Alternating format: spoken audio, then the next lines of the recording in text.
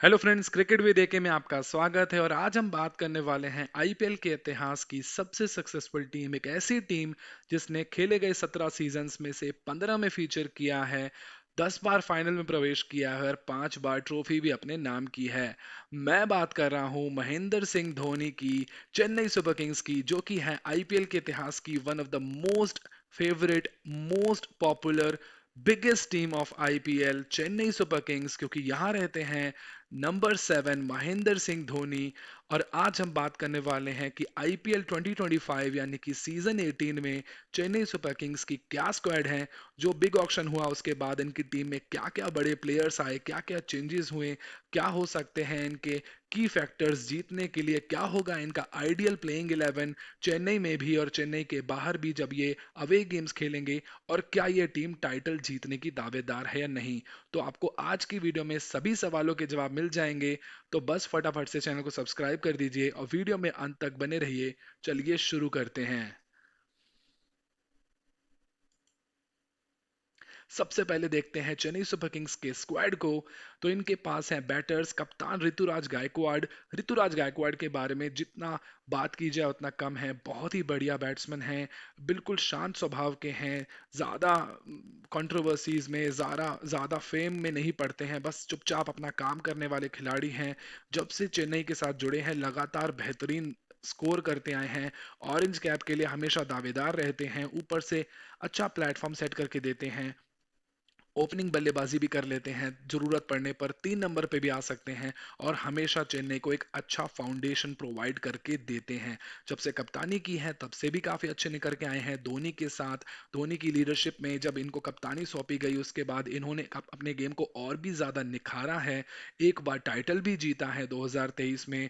और 2025 में क्या होगा इसके बारे में आगे बात करते हैं। तो ऋतुराज गायकवाड़ के साथ दूसरे हैं महेंद्र सिंह धोनी, इनके लीडर, विकेट कीपर और इनके स्टार प्लेयर। उसके बाद न्यूजीलैंड के ओपनिंग बल्लेबाज डेवन कॉनवे, राहुल त्रिपाठी, जो पहले अलग अलग टीम्स में खेल चुके हैं, एसआरएच में थे इससे पहले, उससे पहले राजस्थान रॉयल्स में भी रहे हैं, राइजिंग पुणे सुपर जायंट्स में भी रहे हैं। अच्छे प्लेयर हैं, मुझे थोड़ा बहुत दिनेश कार्तिक की याद दिलाते हैं। स्ट्रोक मेकर हैं, अपना काम करते हैं बढ़िया। और मुझे लगता है कि अच्छे एसेट हो सकते हैं ये चेन्नई जैसी टीम के लिए। शेख रशीद इसके साथ है। ये नाम डोमेस्टिक सर्किट से आया है लेकिन काफ़ी अच्छा नाम है, काफ़ी बढ़िया परफॉर्मेंस रहा है इनका रिसेंटली डोमेस्टिक सीजन में, चाहे फिर वो रणजी हो या फिर सैयद मुश्ताक अली ट्रॉफी हो। और मुझे लगता है कि ये चेन्नई के लिए भी काफ़ी अच्छा फ्यूचर प्रोस्पेक्ट हो सकते हैं। इसके साथ है वंश बेदी, जिन्हें आपने दिल्ली प्रीमियर लीग में भी देखा होगा, बड़े बड़े छक्के लगाने के लिए, टोंकिंग के लिए जाने जाते हैं। और एक अच्छा फिनिशर की भूमिका निभा सकते हैं, विकेट कीपिंग कर सकते हैं। तो मुझे लगता है कि इनको एज अ विकेट कीपर भी फ्यूचर के लिए ग्रूम किया जा सकता है। और ये एक आगे आगे की प्लानिंग के हिसाब से, फ्यूचर प्रोस्पेक्ट के हिसाब से वंश बेदी एक अ, अच्छे एसेट साबित हो सकते हैं टीम के लिए। इस बार खेलने को कितना मौका मिलेगा ये देखने वाली बात होगी। फिलहाल मैं उन्हें इस सीजन डेब्यू करते हुए नहीं देख रहा हूँ। इसके साथ है आंद्रे सिद्धार्थ, इनके बारे में मैं बहुत ज़्यादा नहीं जानता हूँ लेकिन ये भी उभरते हुए खिलाड़ी हैं, डोमेस्टिक सर्किट से आते हैं और अच्छे बल्लेबाज हैं। अब बात करते हैं ऑलराउंडर्स की। तो चेन्नई सुपर किंग्स के पास ऑलराउंडर्स की भरमार है, ढेर सारे ऑलराउंडर्स है और काफ़ी वैल्यूबल ऑलराउंडर्स है, क्योंकि इनके पास ओवरसीज और इंडियन ऑलराउंडर्स का अच्छा कॉम्बिनेशन है। इनके पास इंडियन ऑलराउंडर्स काफ़ी ज़्यादा हैं और काफ़ी अच्छे भी हैं। मैं बात कर रहा हूँ रविंद्र जडेजा की, जो कि नंबर 8 जर्सी, धोनी के बाद कप्तान भी बनाए गए लेकिन वो चीज़ शायद अच्छे से वर्कआउट नहीं कर पाई, लेकिन फिर भी हमेशा से चेन्नई की सक्सेस में इनकी अहम भूमिका रही जाती है। मोहित शर्मा को वो दो बड़े छक्के लगाकर 2023 में चेन्नई के लिए टाइटल जीतना, रविंद्र जडेजा की वो फिनिश को कौन ही भूल सकता है अगर वो चेन्नई का फैन है तो। इसके साथ ही इनके पास है रचिन रविंद्रा, जो कि न्यूजीलैंड के स्टार बल्लेबाज हैं। जिस तरह से फॉर्म में हैं, किसी भी टीम में डेफिनेट जगह पाते हैं। लेकिन चेन्नई सुपर किंग्स की लाइनअप में इनकी जगह बनेगी या नहीं इसके बारे में आगे बात करेंगे। लेकिन ये प्लेयर भी बहुत सॉलिड है, बहुत बढ़िया है, ऑलराउंडर है, बॉलिंग भी कर सकता है, ओपनिंग बैटिंग भी कर सकता है, मिडिल ऑर्डर में भी आ सकता है। He is a very very dangerous batsman and is worth, he well deserves a spot in this lineup as well. इसके बाद रविचंद्रन अश्विन की घर वापसी हुई है। जब चेन्नई सुपर किंग्स को 2 साल का बैन लगा था, तो उसके बाद रविचंद्रन अश्विन अलग अलग टीमों में गए, पंजाब में भी गए, दिल्ली में भी गए, लेकिन अब घूम फिर के वापस अपने घर आ गए हैं। इंटरनेशनल क्रिकेट से रिटायर भी हो चुके हैं, तो अब होम कमिंग इनकी हो गई है, चेन्नई के ग्राउंड्स में खेलते हुए नजर आएंगे। इनका अपना एक पर्टिकुलर फैन बेस भी होगा, एक इंस्पायरिंग लीडर हैं, तो अच्छी भूमिका निभा सकते हैं ये धोनी के साथ in in leading the bowling pack as well. Bowling में काफ़ी अच्छा सपोर्ट दे सकते हैं in terms of as a thinking strategist as well. तो अश्विन मुझे लगता है कि चेन्नई के लिए ही बने हैं, और चेन्नई के लिए इनकी होम कमिंग। अब इनका जो करियर अब 2 3 4 साल जितने भी इनके आईपीएल करियर के बचे हैं वो चेन्नई में ही खत्म हो, ये सबसे अच्छा एक तरीके से इनके रहेगा इनके करियर के एक क्लोजर के लिए। इसके साथ है विजय शंकर। विजय शंकर एक समय पर उभरते हुए ऑलराउंडर थे। हार्दिक पांड्या के बाद अगले ऑलराउंडर जिन्हें ग्रूम किया जा रहा था वो थे। 2019 वर्ल्ड कप में इन्हें खिलाया भी गया, लेकिन वहां पर चीजें खराब हुई। उसके बाद ये इंटरनेशनल सर्किट में यानी कि इंडियन टीम के लिए तो इनके चांसेस लगातार गिरते चले गए, अब तो किसी भी सीन में नहीं है, शायद ही ये इंडिया के लिए दोबारा खेल पाए। लेकिन आईपीएल में जब ये गुजरात टाइटंस के साथ जुड़े तो हार्दिक पांड्या की कप्तानी में इनको एक रिवाइवल मिला, इनके बैटिंग से अच्छे कॉन्ट्रीब्यूशंस आए, इम्पैक्ट प्लेयर की भूमिका में भी रहे जब इम्पैक्ट प्लेयर का रूल आया तो। और अब ये चेन्नई में वापस आए हैं, मुझे लगता है कि यहाँ पर भी एक अच्छा इम्पैक्ट प्लेयर बन के ये साबित हो सकते हैं। मिडिल ऑर्डर में बैटिंग कर सकते हैं, जरूरत पड़ने पर एक फिनिशर की भूमिका भी निभा सकते हैं। धोनी के अंडर आके या फिर चेन्नई सुपर किंग्स में आके एक तरीके से कहा जाता है कि सोना जो है वो तपकर कुंदन बन जाता है। अगर कोई प्लेयर है जो अच्छे फॉर्म में नहीं हो, अच्छा दिन नहीं चल रहे हो, तो उसके भी बढ़िया दिन आ जाते हैं। सबसे बड़ा एग्जाम्पल हमारे सामने अजिंक्य रहाणे हैं, जिनको एक तरीके से आईपीएल की हिस्ट्री में राइट ऑफ कर दिया गया था, लेकिन चेन्नई ने उन्हें अपनी टीम में शामिल किया और एक बार फिर उनका करियर चमक उठा, और अब वो केकेआर टीम के कप्तान भी बन चुके हैं। तो विजय शंकर भी मुझे लगता है कि उनके करियर को अगर फिर से दोबारा रिवाइवल करना है तो चेन्नई सुपर किंग्स से अच्छा और कोई नहीं हो सकता उनके लिए एज अ टीम। इसके बाद है सैम करन। ये पहले भी चेन्नई सुपर किंग्स का हिस्सा हो चुके हैं, पंजाब के लिए भी खेल चुके हैं, लेकिन सैम करन अब चेन्नई में वापस आ रहे हैं। मुझे लगता है इनकी एक अहम भूमिका रहेगी, क्योंकि अभी fast pacer allrounder Chennai super Kings के पास नहीं है। और जब से डीजे ब्रावो जो है रिटायर हुए हैं, चेन्नई सुपर किंग्स के अब मैनेजमेंट का हिस्सा बने हैं, तो एक तरीके से उनकी स्पॉट खाली है। तो एक अच्छा बॉलिंग ऑलराउंडर सैम करन मुझे लगता है टीम इन चेन्नई सुपर किंग्स के लिए हो सकते हैं। एक फ्लोटर की भूमिका में नजर आ सकते हैं, मिडिल ऑर्डर में बैटिंग भी कर सकते हैं, फिनिशर का रोल भी कर सकते हैं, जरूरत पड़ने पर इन्हें ओपनिंग पर भी भेजा गया था पहले चेन्नई के द्वारा। अब तो ओपनिंग करते हुए शायद नहीं नजर आएंगे, क्योंकि ओपनिंग पेयर तो फेयरली सेटल्ड है, लेकिन फिर भी एक अच्छे बॉलर भी हैं, अच्छे फील्डर भी हैं, और एक बहुत बढ़िया फिनिशर या फिर हिटर की भूमिका भी सैम करन दिखाते हुए नजर आ सकते हैं सीजन में। इसके बाद है अंशुल काम्बोज। ये भी उभरते हुए खिलाड़ी हैं, ठीक ठाक बैटिंग भी कर लेते हैं, बॉलिंग इनकी मेन है, मेनली बॉलिंग ऑलराउंडर है, लेकिन डोमेस्टिक सर्किट में काफ़ी बड़ा नाम है, काफ़ी अच्छा इनका रैंक्स जो है लगातार इंप्रूव हो रही हैं, काफ़ी उम्मीद की जा रही है इनसे कि आगे जाकर के टीम इंडिया के फ्यूचर भी हो सकते हैं। तो उम्मीद की जा सकती है कि अंशुल काम्बोज को भी चेन्नई सुपर किंग्स में रहकर अच्छा मार्गदर्शन मिलेगा धोनी का, और हो सकता है कि ये आपको 1 2 मैचेस खेलते हुए नजर आ भी जाए इस सीजन। इसके बाद है दीपक हुड्डा। ये भी अलग अलग टीमों में रह चुके हैं, राजस्थान में जा चुके हैं, जीटी में जा चुके हैं, अलग अलग टीमों में खेल चुके हैं, लेकिन अब यहाँ चेन्नई सुपर किंग्स के पास आए हैं। यहाँ मुझे ये बहुत ज्यादा खेलते हुए नजर नहीं आ रहे हैं, लेकिन हाँ इम्पैक्ट प्लेयर की भूमिका में खेलते हुए नजर आ सकते हैं। कभी कभी 2 3 4 मैच ये खेल सकते हैं, बहुत ज्यादा मैं इन्हें नहीं देख रहा हूँ, क्योंकि इनकी बॉलिंग की शायद बहुत ज्यादा जरूरत ना पड़े चेन्नई को, बिकॉज चेन्नई के पास ऑलरेडी बहुत सारे ऑलराउंडर्स हैं। स्पिन बॉलिंग ऑलराउंडर का use as a Deepak Hooda को as a spin bowling allrounder तो शायद चेन्नई यूज नहीं करेगी। तो बहुत ज़्यादा मैंने खेलते हुए नज़र नहीं आ रहा हूँ, लेकिन हाँ ये भी एक अच्छे ऑलराउंडर हैं। इसके साथ है जेमी ओवर्टन। अभी चैंपियंस ट्रॉफी में ये इंजर्ड हो गए थे, इंग्लैंड से आते हैं, अच्छी बॉलिंग करते हैं, इनके पास वेरिएशंस काफ़ी अच्छे हैं। मुझे थोड़ा बहुत ये एंड्रयू टाई जो ऑस्ट्रेलिया के बॉलर हुआ करते थे, T20 स्पेशलिस्ट, उनकी याद दिलाते हैं। ज़रूरत पड़ने पर अच्छी हिटिंग कर लेते हैं, लंबे लंबे छक्के लगा सकते हैं। तो मुझे लगता है कि ये भी Jamie Overton as a number 8 batsman finisher की भूमिका में भी नजर आ सकते हैं, और अच्छी बॉलिंग करते हुए भी नजर आ सकते हैं, क्योंकि ये मुझे लगता है कि पावर प्ले के लिए उतने सूटेबल नहीं है, क्योंकि वेरिएशंस पे ज़्यादा फोकस करते हैं, लेकिन लैक ऑफ पेस से ज़्यादा विकेट निकालते हैं, लेकिन मिडिल ओवर्स में और डेथ में ये काम आ सकते हैं। हालांकि मार खाएंगे, मुझे लगता है रन लीक करेंगे, लेकिन ये एक wicket taking option Chennai super Kings के लिए डेफिनेटली हो सकते हैं। इसके बाद है कमलेश नगरकोटी। कमलेश नगरकोटी जब टीम में आए थे, जब इन आईपीएल में इनका शुरू हुआ था, जब अंडर 19 खेल कर आए थे, तो काफ़ी बड़ा नाम हो गए थे। सब उम्मीद कर रहे थे कि ये बहुत अच्छा बॉलर है, 140 प्लस की स्पीड से डालता है, जल्दी इंडिया खेलेगा। लेकिन इनके साथ इंजरीज के बहुत मसले रहे। इनके साथ शिवम मावी की जोड़ी थी जो अंडर 19 में हमें आई थिंक दिखी थी, लेकिन दोनों ही के साथ इंजरी के काफ़ी ज़्यादा मसले रहे। और कमलेश नगरकोटी लगातार आईपीएल भी नहीं खेल पाए, इस वजह से अभी तो बहुत ज़्यादा लोगों की नज़र नहीं है इन पर। लेकिन चेन्नई सुपर किंग्स में अभी फिलहाल बॉलिंग लाइनअप काफ़ी ज़्यादा चेंज हुआ है। पुराने बॉलर्स जो काफ़ी साल से खेल रहे थे, जैसे कि दीपक चाहर और तुषार देशपांडे, वो सब अब अलग अलग टीम्स में जा चुके हैं। तो एक नया बॉलिंग सेटअप फॉर्म होगा चेन्नई सुपर किंग्स का, और उसमें कमलेश नगरकोटी भी एक अच्छा प्रॉस्पेक्ट हो सकते हैं। इसके बाद इनके साथ हैं रामाकृष्णा घोष। ये भी एक उभरते हुए ऑलराउंडर हैं। मुझे नहीं लगता कि इनको इस सीज़न कोई मैच खेलने को मिलेगा, लेकिन ये फ्यूचर का डेफिनेटली हिस्सा है। जब बड़ा ऑक्शन होता है तो हर फ्रेंचाइजी है वो आगे 3 साल 4 साल 5 साल के बारे में सोचती है। और चेन्नई सुपर किंग्स ऐसी है जो जल्दी ही अपने प्लेयरों का साथ नहीं छोड़ती हैं, जल्दी ही प्लेइंग 11 में चेंजेस भी आसानी से नहीं करती हैं। तो रामाकृष्णा घोष मुझे नहीं लगता बहुत ज़्यादा आपको यहाँ खेलते हुए नजर आएंगे। इनफैक्ट मुझे नहीं लगता कि उनका डेब्यू भी इस सीज़न होगा। लेकिन हाँ, चेन्नई सुपर किंग्स जैसे डगआउट में बैठकर इनको सीखने को काफी कुछ मिलेगा। अब बात करते हैं शिवम दुबे की। शिवम दुबे बहुत बड़ा नाम है चेन्नई सुपर किंग्स के लिए आज की डेट में, क्योंकि पिछले साल उन्होंने जिस तरह का मिडिल ऑर्डर में प्रदर्शन किया, पहले एक दो पारी आई तो सबको लगा कि चलो वन ऑफ है, अरे वाह दो अच्छी इनिंग्स दे दी शिवम दुबे ने, लेकिन इन्होंने सबको सरप्राइज कर दिया जब इन्होंने लगातार अच्छा प्रदर्शन करके दिया।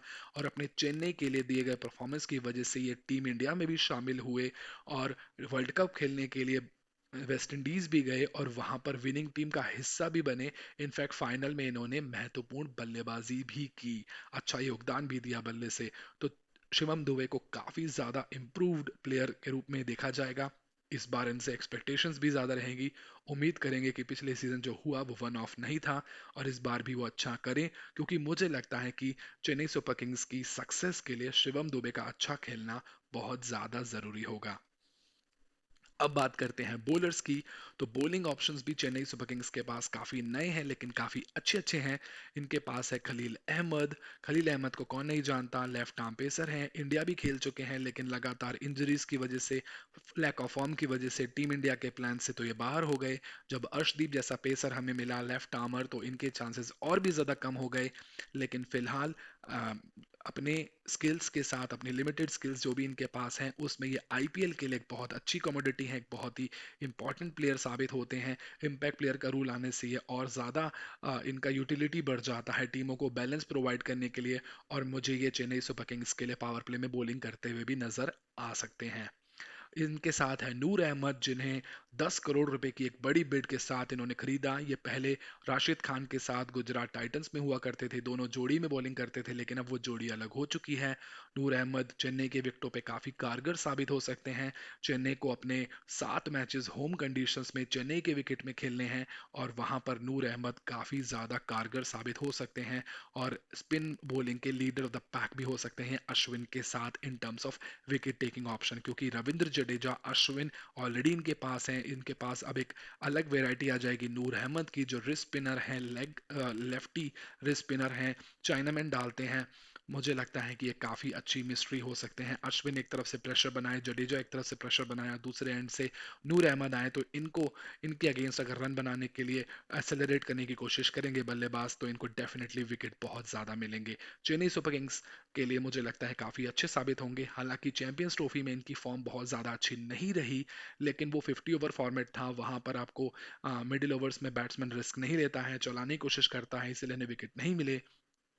T20 में, आईपीएल में अग्रेसिव होते हैं, 4 ओवर होते हैं आपके पास, बैट्समैन आपको अटैक करने जाता है, ऐसे में गलती करता है और आपको विकेट भी देता है। तो मुझे लगता है कि चेन्नई सुपर किंग्स के लिए नूर अहमद एक काफी इंपॉर्टेंट प्लेयर इस सीजन में हो सकते हैं। अब बात करते हैं मुकेश चौधरी की। ये वो मुकेश नहीं है, मुकेश कुमार लेकिन चेन्नई सुपर किंग्स के लिए एक इंपॉर्टेंट प्लेयर हैं, ऑलरेडी खेल चुके हैं, ठीक ठाक बॉलिंग भी की है इन्होंने चेन्नई के लिए, और उम्मीद करते हैं कि इस सीजन भी ये अच्छा प्रदर्शन करके देंगे। पावर प्ले बॉलिंग करते हुए आपको चेन्नई के लिए नजर आ सकते हैं। गुरजपनीत सिंह भी पंजाब से आते हैं। अभी फिलहाल आई थिंक ये साउथ की किसी टीम से खेल रहे हैं, आई थिंक तमिलनाडु से ही खेल रहे हैं या किसी टीम से खेल रहे हैं रणजी में, लेकिन अच्छे बॉलर हैं, अच्छा प्रदर्शन करके देते हैं, मीडियम पेसर हैं और लेफ्ट आर्मर हैं। मुझे लगता है कि ये भी आपको इस सीजन डेब्यू करते हुए नजर आ सकते हैं। अगर खलील वगैरह की फॉर्म बिगड़ती है या फिर इंजरी का कोई कंसर्न आता है तो फिर गुरजपनीत सिंह आपको चेन्नई सुपर किंग्स के लिए बॉलिंग करते हुए भी नजर आ सकते हैं। इनके साथ है नेथन एलिस। नेथन एलिस टी20 स्पेशलिस्ट हैं, ऑस्ट्रेलिया से आते हैं। आपने देखा होगा किस तरह से उन्होंने चैंपियंस ट्रॉफी के सेमीफाइनल में भी काफी अच्छी गेंदबाजी करी, विकेट भी लिया। दुबई की कंडीशंस में इनको मारना बहुत मुश्किल हो गया था हमारे लिए, लेकिन 4 ओवर के फॉर्मेट में ये और भी ज़्यादा इफेक्टिव हो जाते हैं क्योंकि पुरानी बॉल से बहुत अच्छी गेंदबाजी करते हैं, स्लोग ओवर्स में काफ़ी विकेट निकाल कर देते हैं, इनके पास वेरिएशंस बहुत ज़्यादा अच्छे हैं। अगर ये 4 ओवर के स्पेल में 24 बॉलें डालते हैं तो उसमें 17-18 तो आपको स्लोअर वन या स्लोअर बाउंसर्स ही देखने को मिलने वाली हैं, तो ये डेफिनेटली एक अच्छा विकेट टेकिंग ऑप्शन हो सकता है चेन्नई सुपर किंग्स के लिए। इसके बाद है श्रेयस गोपाल, अच्छे लेग स्पिनर हैं, इससे पहले आई थिंक जीटी में थे, अब ये यहाँ पर आए हैं और मुझे लगता है कि चेन्नई की कंडीशंस में ये भी एक अच्छे ऑप्शन हो सकते हैं। प्लेइंग 11 में तो मुझे नहीं लगता कि इन्हें शुरू में जगह मिलेगी, लेकिन अगर कोई इंजरी कंसर्न होता है या फिर एक कोई एक्स्ट्रा स्पिनर खिलाने की ज़रूरत पड़ती है तो श्रेयस गोपाल आपको खेलते हुए नजर आ सकते हैं। आखिरी है मथीशा पथिराना, एक तरीके से जूनियर मलिंगा आप इन्हें कह सकते हैं। पिछले साल चेन्नई के लिए उन्होंने काफ़ी अच्छा प्रदर्शन किया था, इम्पैक्ट बॉलर के रूप में ये यूज़ किए गए थे। शिवम दुबे के साथ इनका काफ़ी स्वैप रहा था, इम्पैक्ट प्लेयर में वैल्यू एड प्लेयर थे, काफ़ी अच्छे प्रदर्शन करके दिए, लेकिन पिछले कुछ समय से इनकी बॉलिंग प्रदर्शन बहुत ज़्यादा अच्छी नहीं रही है। जब श्रीलंका की टीम से खेलते हैं तो ये काफ़ी ऑर्डिनरी बॉलिंग करते हैं, लेकिन चेन्नई के लिए काफ़ी ज़्यादा धारदार हो जाते हैं। अभी जब श्रीलंका ने चैंपियंस ट्रॉफी से पहले न्यूजीलैंड का टूर किया था तो वहां पर इनकी बहुत मार पड़ी थी, काफी ज्यादा लो ऑन कॉन्फिडेंस भी नजर आए थे, लेकिन मुझे लगता है कि चेन्नई सेटअप में आते ही इनका रिवाइवल होगा और ये एक बार फिर उम्मीद करेंगे कि अच्छा प्रदर्शन चेन्नई के लिए करके दें। तो ये था पूरा आईपीएल का चेन्नई सुपर किंग्स का स्क्वाड। अब आगे बढ़ते हैं और डिस्कस करते हैं कि इनके आईपीएल की आइडियल प्लेइंग 11 क्या हो सकती है शुरू के मैचेस में। तो ये है आइडियल प्लेइंग 11 मेरी नज़र में चेन्नई सुपर किंग्स की जो होनी चाहिए। रचिन रविंद्रा और डेविन कॉनवे दोनों के लेकर मैं बहुत ज़्यादा कंफ्यूज हूँ क्योंकि दोनों ही न्यूजीलैंड से आते हैं, दोनों ही लेफ्टी हैं, दोनों ही ओपनिंग बल्लेबाज हैं। आइडियली जिस तरह के दोनों प्लेयर हैं, डेविन कॉनवे ने लगातार चेन्नई के लिए अच्छा करके दिया है, इसलिए उन्हें बिठाना मुश्किल होगा। चेन्नई वैसे भी मेच्योर सीजन्ड प्लेयर्स पर ज़्यादा भरोसा करती है, जल्दी चॉप इन चेंजेस नहीं करती है, तो डेविन कॉनवे के पास पूरा से है। मुझे लगता है कि उनके काफ़ी चांसेस हैं कि वो चेन्नई सुपर किंग्स के लिए ओपनिंग करें, लेकिन रचिन रविंद्रा जिस तरह की फॉर्म में है, जिस तरह के बेहतरीन टच में है वो, उनको भी इग्नोर नहीं किया जा सकता है। दोनों को टीम में किस तरह से चेन्नई फिट कर सकती है, दो ओवरसीज, दोनों न्यूजीलैंड के ओपनिंग बल्लेबाज, मुश्किल होगा मुझे लगता है दोनों को एक साथ फिट करना शुरू में, क्योंकि ऋतुराज गायकवाड़ की भी जो प्रेफर्ड पोजीशन या आइडियल पोजीशन है वो ओपनिंग ही है। तो मुझे लगता है कि शायद इन दोनों में से कोई एक ही आपको ओपनिंग करते हुए नजर आएगा, रचिन रविंद्रा या डेविन कॉनवे। अगर रचिन रविंद्रा की बॉलिंग की जरूरत इन्हें ज्यादा ना हो तो फिर मुझे लगता है कि डेविन कॉनवे ही आपको ओपनिंग करते हुए नजर आएंगे ऋतुराज गायकवाड़ के साथ, क्योंकि वो ट्राइड एंड टेस्टेड आपका पेयर है। इसके बाद नंबर 3 पर राहुल त्रिपाठी। ये भूमिका अब तक इनके लिए अंबती रायडू निभा सकते थे, और भी प्लेयर निभा लेते थे। जब रचिन रविंद्र और कॉनवे ओपनिंग करते हैं तो गायकवाड़ नंबर 3 पे आ जाते हैं। कभी अच्छी पार्टनरशिपों पर लग जाए और एग्रेसिव चाहिए हो तो शिवम दुबे को प्रमोट किया जा सकता है। पिछले साल अजिंक्य रहाणे भी आपको नंबर 3 पर खेलते हुए नजर आए थे, लेकिन इस बार मुझे लगता है कि नॉर्मल सिचुएशन में आइडियली आपको राहुल त्रिपाठी ही नंबर 3 पर बल्लेबाजी करते हुए नजर आने चाहिए। इसके बाद इनके पास है शिवम दुबे। तो ये भी काफ़ी अच्छे बल्लेबाज हैं, इनके बारे में ऑलरेडी हम चर्चा कर चुके हैं किस तरह इन्होंने पिछले सीजन में काफ़ी अच्छा प्रदर्शन करके दिया था। तो उम्मीद करेंगे कि इस बार भी वो कुछ ऐसा ही प्रदर्शन करके दें। इसके बाद आते हैं सैम करन। तो एक तरीके से देखा जाए तो टॉप में ही आपके 4-5 आपको 3-4 लेफ्टी देखने को मिल रहे हैं टॉप 6 में ही। लेकिन कोई बात नहीं, मुझे नहीं लगता कि इस चीज़ को बहुत ज़्यादा देखेगी चेन्नई सुपर किंग्स, क्योंकि इनके पास ऑलरेडी लेफ्टी हैं, इनका कॉम्बिनेशन उसी तरह का बन रहा है। सैम करन मुझे लगता है कि एक इम्पॉर्टेंट प्लेयर हैं। अगर ये फिट रहते हैं, पूरे सीजन में अवेलेबल रहते हैं, तो मुझे लगता है कि ये ज़्यादा से ज़्यादा मैचेस खेलेंगे भी और काफ़ी अच्छा कंट्रीब्यूशन करके देंगे भी, चाहे बल्लेबाजी हो या फिर गेंदबाजी हो। इसके बाद है नंबर 6 पर रविंद्र जडेजा। रविंद्र जडेजा के बारे में जितनी बात की जाए कम है, सभी जानते हैं। तो आगे बढ़ते हैं, नंबर 7 या 8 पर आपको दिखेंगे महेंद्र सिंह धोनी। अगर कोई इम्पैक्ट बैट्समैन आता है विजय शंकर या दीपक हुड्डा, तो हो सकता है आपको महेंद्र सिंह धोनी एक नंबर और नीचे नजर आए। अदरवाइज नंबर 7 महेंद्र सिंह धोनी की मेरी नज़र में आइडियल पोजीशन है। इसके बाद अश्विन अश्विन भी आपको बल्लेबाजी करते हुए नजर आ सकते हैं। पिंच हिटर के रूप में चेन्नई यूज कर सकती है कभी, अगर लगता है कि ज्यादा लेफ्टी ऑलरेडी है और इनको किसी राइटी को ऊपर भेजना है और धोनी प्रमोट नहीं होना चाहते, तो अश्विन को प्रमोट भी किया जा सकता है। ऐसा नहीं है कि वो बल्लेबाजी से 5-6 नंबर पर या 4 नंबर पर बैटिंग नहीं कर सकते हैं, जरूरत पड़ने पर अश्विन ऐसा भी कर सकते हैं। ऐसा कितना होगा, ये देखने वाली बात होगी। इसके बाद नंबर 9 पर रहेंगे नूर अहमद या नेथन एलिस। मुझे लगता है कि ये दोनों ही इंपॉर्टेंट प्लेयर हैं, लेकिन ओवरसीज 4 ही आप खिला सकते हैं, 2 आपके ऊपर ही कंज्यूम हो जाते हैं अगर दोनों खेलते हैं रविंद्र और कॉनवे। इसीलिए मुझे लगता है अगर वो एक भी खेलते हैं तो उसके साथ आपको सैम करन मिलते हैं। उसके बाद नूर अहमद या नेथन एलिस में से एक आपको खेलते हुए नजर आएंगे। शायद चेन्नई के लेग में आपको नूर अहमद नजर आए, और फिर जब बाहर अवे खेलेगी चेन्नई सुपर किंग्स, तो वहां आपको नेथन एलिस खेलते हुए नजर आएंगे। उसके बाद नंबर 10 पे आते हैं महीशा पथिराना। ये भी अच्छे बॉलर हैं, इनके बारे में हम ऑलरेडी चर्चा कर चुके हैं। खराब फॉर्म से जूझ रहे हैं, लेकिन मुझे लगता है कि फॉर्म में आने के लिए चेन्नई सुपर किंग्स से अच्छा और कोई सेटअप हो ही नहीं सकता। उसके बाद नंबर 11 पर आपको खेलते हुए नजर आएंगे खलील अहमद। मुझे लगता है कि ये इम्पैक्ट भी होंगे, जब इम्पैक्ट प्लेयर का यूज होगा तो शायद खलील बाहर जाएंगे और इनके बदले में आपको विजय शंकर, दीपक हुड्डा या कोई और आपको खेलते हुए नजर भी आएगा। विजय शंकर और दीपक हुड्डा मुझे लगता है कि ये सबसे ज्यादा इम्पैक्ट प्लेयर में यूज होने वाले हैं सीजन। अगर कोई और होगा तो वो देखने वाली बात होगी। तो ये है चेन्नई सुपर किंग्स की मेरी नज़र में आइडियल 11। अगर कोई इंजरी कंसर्न नहीं होता है या कोई चेंज ऑफ स्ट्रेटजी नहीं होती है या कोई बहुत ज़्यादा खराब फॉर्म में नहीं जूझ रहा हो, तो मुझे लगता है कि मोटा मोटी यही आपको चेन्नई सुपर किंग्स की लाइनअप देखने को मिलने वाली है। अब बढ़ते हैं अपने अगले सेगमेंट में और बात करते हैं कि चेन्नई की सक्सेस या फेलियर के लिए इस सीजन में की फैक्टर्स कौन से होने वाले हैं। तो ये 5 की फैक्टर्स मैंने चुने हैं जो मुझे लगता है ये चेन्नई सुपर किंग्स की सक्सेस या फेलियर को डिसाइड करेंगे। एक है पावर प्ले बैटिंग। जिस तरह का चेंज ऑफ स्ट्रेटेजी या चेंज ऑफ सिनेरियो हमने देखा है T20 सर्किट में, किस तरह की अग्रेसिव बैटिंग हो रही है। अगर टीम इंडिया की बात करें तो 250-300 चेस बनाने की कोशिश की पिछले साल सूर्य कुमार यादव की कप्तानी में टीम इंडिया ने। वही चीज़ हमें आईपीएल में भी देखने को मिली, 250 प्लस के काफ़ी सारे गेम्स हमें देखने को मिले।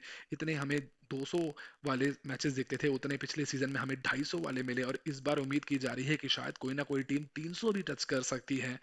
तो ऐसे में मुझे लगता है कि चेन्नई सुपर किंग्स यहाँ थोड़ा लैग करती है, क्योंकि डेविन कॉनवे हो या फिर ऋतुराज गायकवाड़ हो और उसके बाद 3 नंबर पे राहुल त्रिपाठी भी हों, ये तीनों ही मुझे लगता है कि बहुत ज़्यादा अग्रेसिव बैटिंग करते हुए आपको नज़र नहीं आते हैं। सभी 125, 130, 135 की स्ट्राइक रेट वाले बल्लेबाज हैं, अच्छा फाउंडेशन दे सकते हैं, लेकिन अग्रेसिव बैटिंग अगर आपको पावर प्ले में 6 ओवर में 60 रन, 70 रन, 80 रन लगाना हो, तो शायद ये आइडियल ओपनिंग पेयर भी नहीं है, टॉप ऑर्डर नहीं है।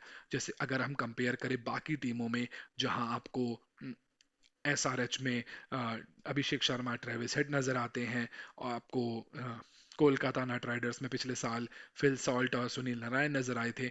और भी टीमें हैं जैसे रोहित शर्मा के साथ आपको रैन रिकल्टन यहाँ पर नजर आएंगे 2025 में। उस तरह का अग्रेसिव ओपनिंग पेयर या top order Chennai super Kings के पास नहीं है।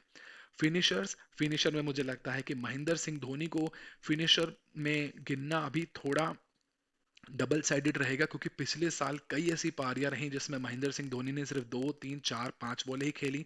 उसमें वो कितना फिनिशर की भूमिका निभा पाएंगे, ये मुझे लगता है कि एक क्वेश्चन मार्क है बहुत बड़ा। अगर धोनी नंबर 6 या 7 पर आते हैं, अपने आप को 15 से 20 बॉलें देते हैं, तो डेफिनेटली वो 30 रन, 35 रन, 40 रन बना के दे सकते हैं और फिनिशर का रोल निभा सकते हैं। लेकिन अगर वो वही पिछले सीजन की तरह 4 बॉल 5 बॉल ही खेलने वाले हैं, 18th ओवर या 19th ओवर या इनफैक्ट 20th ओवर में ही बल्लेबाजी करने आने वाले हैं, तो मैं उन्हें फिनिशर के रूप में नहीं गिनना चाहूंगा। वो सिर्फ क्राउड पुलिंग का ही एक फैक्टर बन के रह जाएंगे। उसके बाद मुझे लगता है कि फिर बहुत ज़्यादा फोकस रहेगा रविंद्र जडेजा और सैम करन की फिनिशिंग एबिलिटीज़ पर। और रविंद्र जडेजा भी मुझे लगता है कि वो 200-250 के स्ट्राइक रेट से बल्लेबाजी करना कंसिस्टेंटली, ये उनका फोटे नहीं है। इसलिए मुझे लगता है कि अगर चेन्नई सुपर किंग्स को बड़े टोटल बनाने हैं तो इसमें ओपनिंग भी अग्रेसिव करनी होगी, फिनिशिंग भी अच्छी करनी होगी, और शिवम दुबे का मिडिल ओवर्स में कंट्रीब्यूशन भी बहुत ज़्यादा अहम हो जाएगा। तो मुझे लगता है कि अगर बाकी टीमें 250-300 बनाने की फोकस में रहेंगी अगर, तो यहाँ चेन्नई थोड़ा लैग करती हुई नजर आएगी। शायद इनका जो कॉम्बिनेशन है वो चेन्नई वाले लेग में काम आ जाएगा, जो चेन्नई के मैचेस हैं उसमें शायद काम आ जाएगा, क्योंकि वहां पर इतना ज़्यादा टोंकिंग इजी नहीं होगा, 250-300 बनाना इजी नहीं होगा। लेकिन जब चेन्नई अवे गेम्स खेलने जाएगी और बेल्टर बैट विकेट्स पे खेलेगी, जैसे कि वानखेड़े में या फिर ईडन गार्डन्स में या फिर दिल्ली के छोटे ग्राउंड में, वहां मुझे लगता है कि चेन्नई की टीम को थोड़ा बहुत दिक्कत। अगला की फैक्टर रहने वाला है मेरे हिसाब से होम एडवांटेज, क्योंकि अगर किसी टीम को होम एडवांटेज सबसे ज्यादा मिलता है आईपीएल में, तो मैं मानता हूं कि चेन्नई सुपर किंग्स को मिलता है, क्योंकि चेन्नई सुपर किंग्स हमेशा अपनी टीम बनाती है चेन्नई को ध्यान में रखते हुए, क्योंकि 14 में से 7 मैच उन्हें अपने घर में खेलने होते हैं। और अगर वो 7 में से 4 मैच 5 मैच जीत जाते हैं तो उनके क्वालिफिकेशन काफी ज्यादा आसान हो जाता है, कि अब बचे हुए अवे 7 मैचेस में उन्हें 2 या 3 जीतने हैं, और वो मैजिक नंबर जो कि जनरली 14 या 16 रहता है फॉर प्ले ऑफ, वो डेफिनेटली उनके लिए पूरा हो जाता है। तो चेन्नई सुपर किंग्स ने इस बार भी जिस तरह का स्पिन बॉलिंग अटैक अपनी टीम में रखा है, वो उनके चेन्नई लेग के लिए मुझे लगता है कि बहुत बढ़िया रहने वाला है। और इस बार भी अगर चेन्नई सुपर किंग्स का फोकस रहेगा कि वो 7 में से एटलीस्ट 5 मैच जीतें, ताकि बचे हुए 7 मैचों से उनमें से सिर्फ 3 मैच जीत कर भी वो अपना क्वालिफायर का टिकट पक्का कर लें। लेकिन ये बहुत बड़ी बात होगी, ये बहुत बड़ा फैक्टर रहेगा। और मुझे लगता है कि होम में कितनी सक्सेस मिलती है चेन्नई सुपर किंग्स को, वो ही उनका इन या आउट, एक तरीके से प्लेऑफ्स में आना या ना आना डिसाइड करेगा।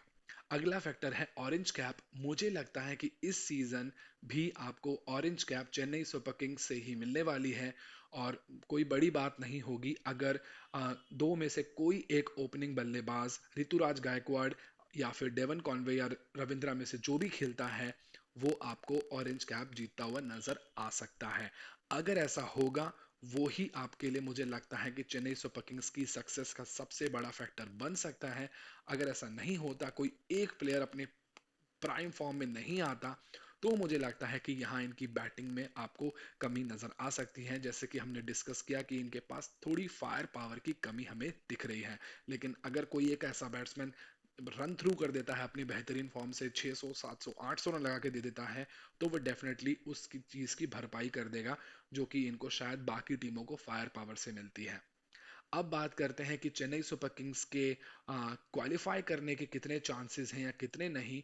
तो दोस्तों, मेरी नज़र में Chennai super kings play off में आपको डेफिनेटली दिखने वाली है।